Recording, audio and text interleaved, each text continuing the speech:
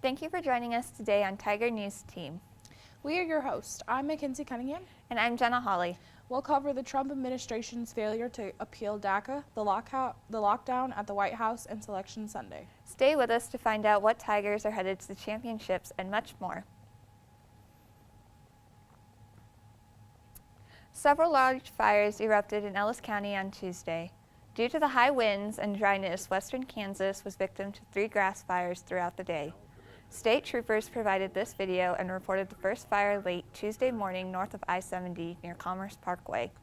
As you can see, the fire was very close to the Sternberg Museum and backed up traffic on I-70. This map from the Highway Patrol shows where traffic was rerouted.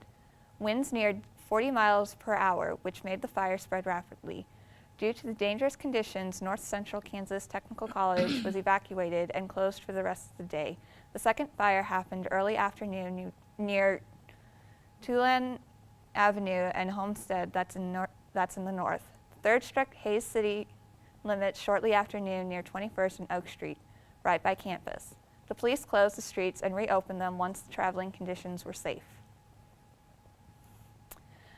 Turning to Washington, Deferred Action for Childhood Arrival, or DACA, is still in place. DACA is intended for children of illegal immigrants who were brought to the U.S. as small children.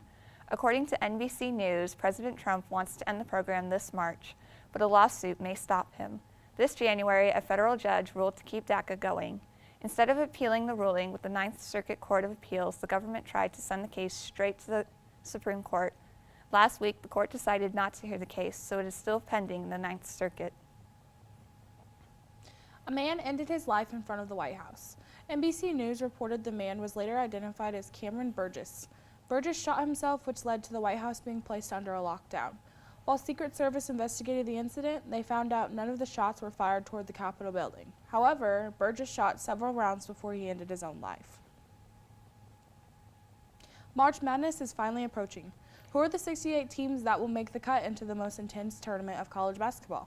Well, you won't be able to watch on CBS this year. You may have watched the Selection Sunday show on CBS for the last 3 decades, but this year you'll have to tune in to TBS to watch. It all starts at 5 Central this Sunday. You can also live stream on your March Madness app or by going to ncaa.com. Brackets will be available to print on Monday at midnight. Our college basketball teams both made a statement in the MIAA tournament last week. In Kansas City, the men's team had a 75-61 win over Lindenwood and went on to face the number 2 seed Missouri Southern for the 6th time this season. The men came out on top of MSU with an overtime score of 86-85, which put them in the next round where they faced Washburn. The Tigers fell to their Topeka rivals 53-77 and ended their season. The Lady Tigers are still enjoying postseason games and are headed to the NCAA tournament. They came out on top of their first game of the MIAA with a 52-46 win over Pitt State. The women's team advanced onto the championship game where they faced Lindenwood in a shot-for-shot match. Lindenwood was able to seal the deal with a 58-51 victory over the Tigers. Next, they faced Southwestern Oklahoma State on Friday in the first round of the NCAA tournament. FHSU wrestlers are also headed to the championship. 4 members of the team are on their way to the NCAA. With 3 of those wrestlers ranked, the Tigers look to end the season with a bang. F.A. Osagi and Brandon Ball look to keep their titles, while seniors Ryan Coakley and Rakim Dean look to make statements at this year's championships. The championship starts Friday in Cedar Rapids, Iowa. Tiger News team is working with KFHS Radio to bring you this week's edition of the Community Calendar.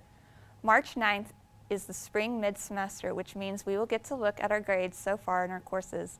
On March 12th, the American Red Cross is hosting a blood drive in room 228 of the Union from 2:45 to 7. There will also be a virtual career and internship fair from 11 to 6 that day, which gives you the chance to speak with different employers and companies. March 14th is your chance to hear Dr. Amanda Boudet and Professor Holly Marquise in their Times talk, The Other F Word, Feminism. They're giving away free pizza and salad to the first 20 people who attend.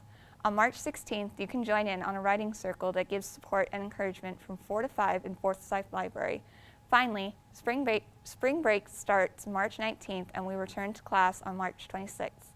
You can catch the community calendar each week on KFHS radio through the TuneIn app or by catching Tiger News Team's latest show on the Tiger Media Network YouTube channel. That's all we have for today. Thank you for joining us this evening, and have a great night.